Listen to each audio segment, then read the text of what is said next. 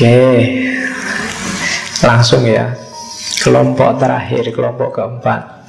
Yang ini karena kitabnya agak panjang, saya agak cepat.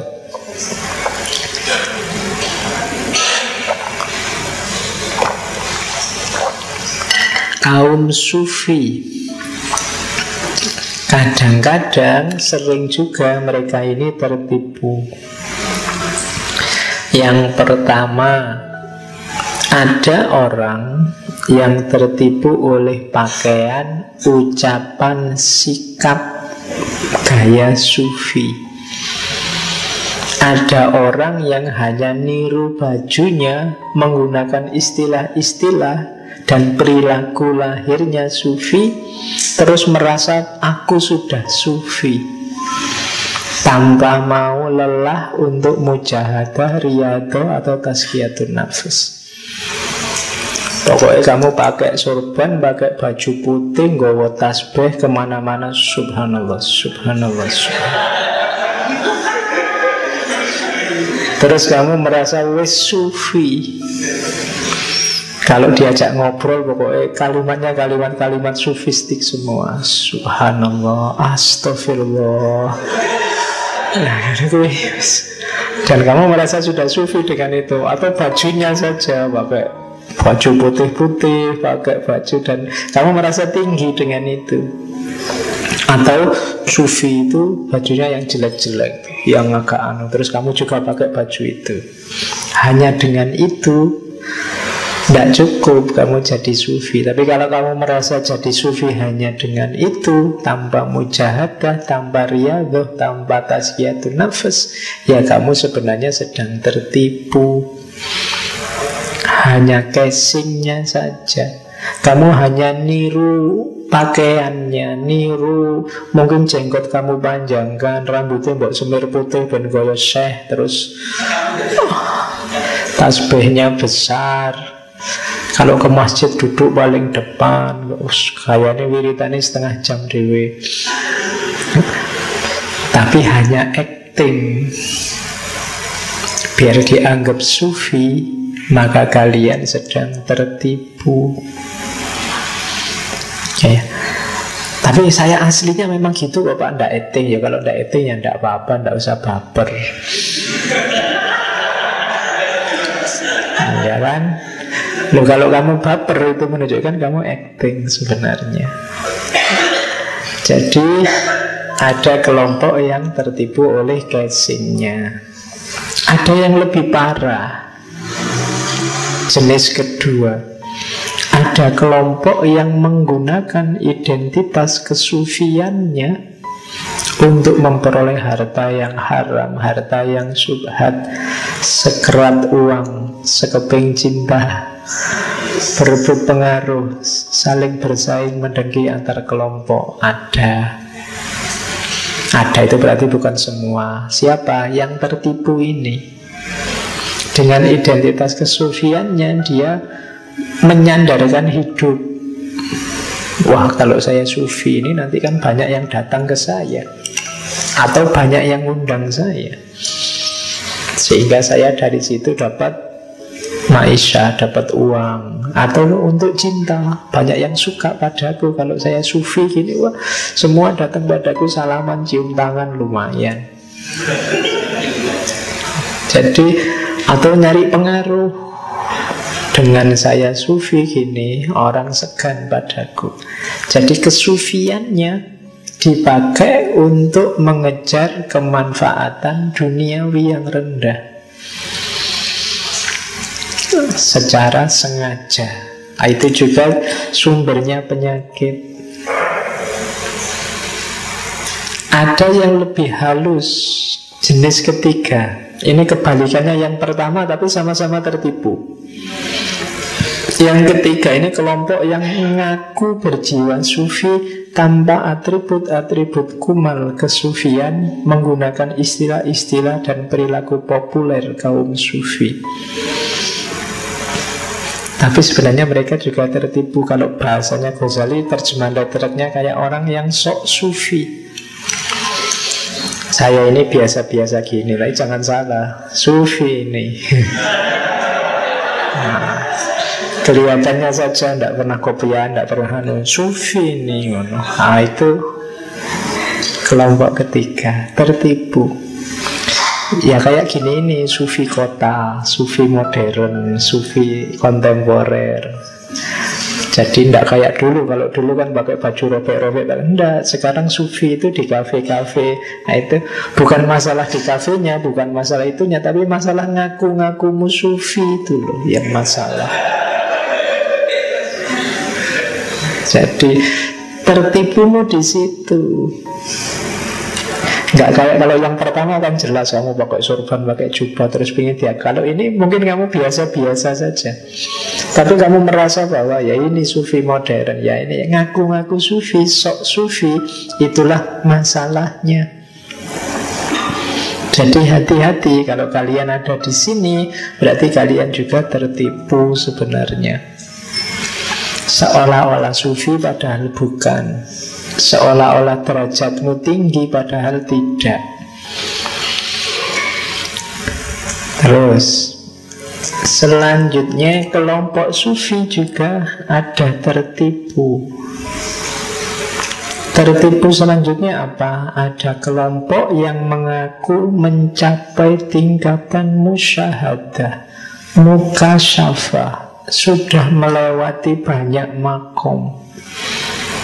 Padahal mereka tidak mengenal semua itu selain hanya nama dan kata-kata saja. Mereka bahkan membuat banyak orang tertipu sehingga membuta mengikutinya. Jadi ini biasanya orang-orang yang ngaku-ngaku atau orang-orang yang ceramah dengan kalimat-kalimat sufi yang luar biasa, yang mengagumkan orang. Mari kita mencapai musyahadah dengan cara tazkiyatun nafas, mujahadah yang tiada henti tiap malam. Itu kan menarik orang, bisa mujahadah, bisa mukasyafah, dan seterusnya. Padahal itu hanya nama saja. Yang ceramah tidak melakukan, yang ngomong juga tidak. Orang kagum karena beliau ini ngerti konsep-konsepnya. Terus dianggapnya ngerti konsep saja itu sudah. Banyak orang mengikutinya. Padahal cuma kata-kata. Ya mungkin sama lah kalau saya ngaji tentang Ibnu Arabi, tentang Jalaluddin Rumi, itu mungkin sebagian besar hanya kata-kata saja. Dan kamu kagum, luar biasa Rumi, Ibnu Arabi.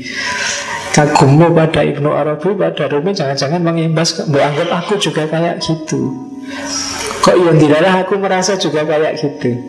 Nah itu berarti aku tertipu, kamu tertipu oleh kata-kata. Seolah-olah ketika saya ngomong tentang mukasyafah, aku sudah mukasyafah, dan kamu menganggap aku juga sudah mukasyafah.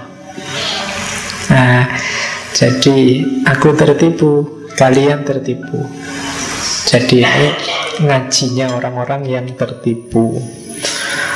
Oke, ada kelompok selanjutnya di antara para sufi.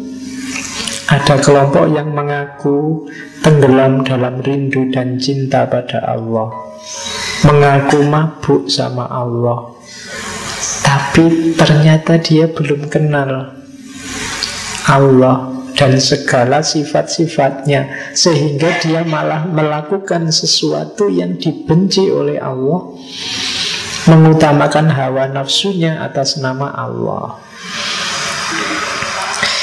Ini banyak, kadang-kadang kalian kan dapat berita orang yang ngaku-ngaku Imam Mahdi, ngaku-ngaku sufi, ngaku-ngaku tenggelam dalam mabuk Allah, tapi kelakuannya ternyata hal-hal yang dibenci oleh Allah.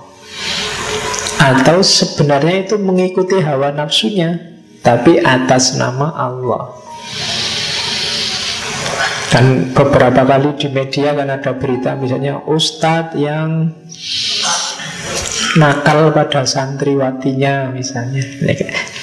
Dan santriwatinya gak berani bantah. Kenapa? Karena waktu si ustadznya mau nakal atas nama Allah. Iya. Kalau sudah atas nama Allah kan rawani bantah deh. Tadi malam saya dapat ilham. Iya, saya dapat isyarat dari Allah loh. Santri ini tidak wani bantah kalau sudah begitu perintahnya Allah. Jadi akhirnya tertipu. Semuanya tertipu. Begitupun si ustadz masih merasa dirinya mulia. Ini menunjukkan ketertipuan. Untuk keuntungan duniawi, dia memanfaatkan kategori-kategori ajaran-ajaran sufistiknya. Nah, ini ketertipuan kaum sufi. Ada lagi, ternyata dunia sufi banyak juga tipuan-tipuannya. Untungnya tidak ada ketertipuan kaum filosof. Tapi tidak ada di kitab ini. Nah, Ghazali menulis sendiri kan satu kitab khusus, Tahafutul Falasifah. Kalau di Tahafut Falasifah bukan ketertipuan, tapi kekacauan.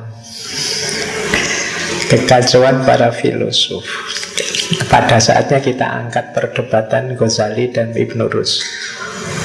Oke, kelompok ketiga. Ada kelompok sufi yang terlalu fokus pada satu amalan dan melupakan dimensi yang lain termasuk hatinya. Misalnya ada yang fokus untuk soal makanan saja.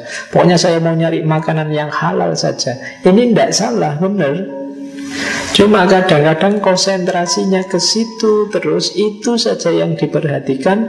Urusan hati, urusan yang lain diabaikan. Ini juga tertipu. Mau apa saja dicek. Ini minuman ini halal apa haram, mau apa saja. Itu menghabiskan waktunya hanya untuk satu itu juga tertipu. Mungkin kalian punya amalan apa yang jadi fokusmu mati-matian tiap hari. Pokoknya tidak boleh putus amalan ini. Kadang-kadang kalian tertipunya di situ. Kadang-kadang sholatnya kelewatan, bolong, tidak apa-apa. Tapi amalan ini jangan bolong. Nah, itu namanya tertipu. Kemudian kalau ini sama dengan yang tadi, ada orang yang ngaku sufi, kemudian mengaku sedang mengabdikan kesufiannya untuk manusia, kemudian entah sadar apa tidak mengeruk harta dunia dari jamaahnya, murid-muridnya, tapi tidak dipakai sendiri, untuk diinfakkan kembali. Targetnya memang dengan diinfakkan kembali, dia semakin dikenal oleh jamaahnya, dianggap orang yang pemurah. Tapi harta ini sebelumnya sebenarnya ya diambil dari jamaahnya. Nah, ini juga termasuk yang tertipu. Ini sindiran pada yang ayo nyumbang, ayo ngumpul uang, ayo nyumpulin. Ini kan tidak dipakai sendiri, tapi dipakai untuk jamaah yang butuh yang lain. Tapi ini begitu salah niat, jadinya tertipu. Kenapa? Sebenarnya tujuannya untuk kebesaran nama si orang yang ngaku sufi ini. Nah, itu ketertipuan selanjutnya dari kaum sufi ini. Terus ada lagi sufi yang dekat dengan penguasa, kemudian mengeruk mencari penghasilan, mencari sumber dana dari penguasa, tidak peduli sumbernya dari mana. Ini juga sufi-sufi yang tertipu. Kalau ini sudah jelas, tidak perlu dijelaskan. Selanjutnya ada sufi yang sibuk menyelidiki cacat jiwa orang lain sampai lupa cacat jiwanya sendiri. Ini ketertipuan selanjutnya. Sufi yang bapak ini sering ngomong jelek ya, bapak ini batinnya tidak bersih, suka mengeluh setiap hari, meneliti cacatnya orang lain. Tidak apa-apa. Memang di antara tugasnya seorang guru dalam sufi itu meneliti cacat jiwanya orang lain. Tapi jangan lupa cacat jiwamu sendiri. Kalau kamu lupa dengan cacat jiwamu sendiri, berarti kalian termasuk orang-orang yang tertipu. Kan ada memang kan sekarang sufi-sufi tertentu yang tampil mungkin di TV, di mana yang wah, bapak ini sering sakit hati ya, sering ngomel ya, kayak gitu. Itu kan meneliti cacat jiwanya orang lain. Gak apa-apa, asal tidak lupa cacat jiwanya sendiri. Katanya Ghazali, ini kayak orang yang mempersiapkan orang lain, membantu orang lain untuk berangkat haji, dia sendiri gak berangkat haji. Itu orang yang suka meneliti cacat jiwanya orang lain. Kalau ini agak tinggi. Ada sufi yang melakukan suluk, mendaki makom demi makom, terpesona oleh makrifat, terus berhenti.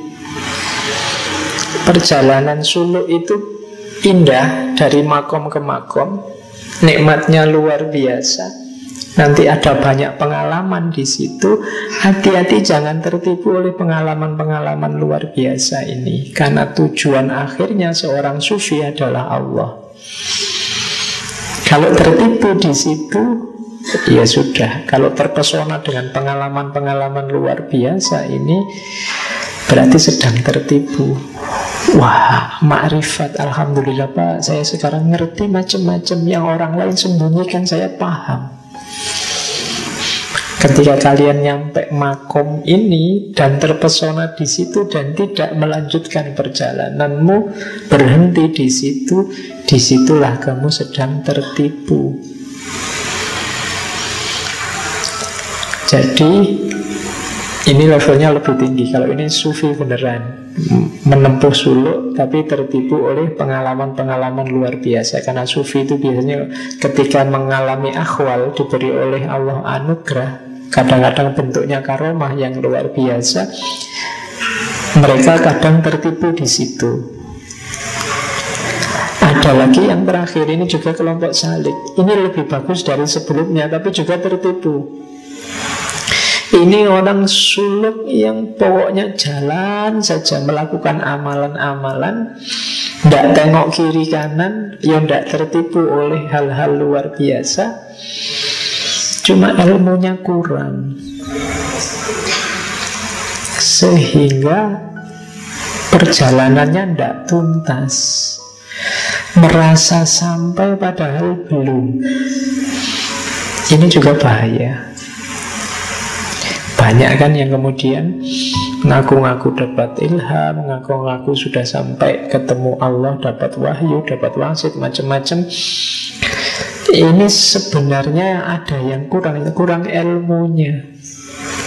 Karena kurang ilmu, maka dia tidak tahu ini sudah sampai apa belum. Menganggap dirinya sudah nyampe, padahal belum. Jadi ini ketertipuan seorang sufi.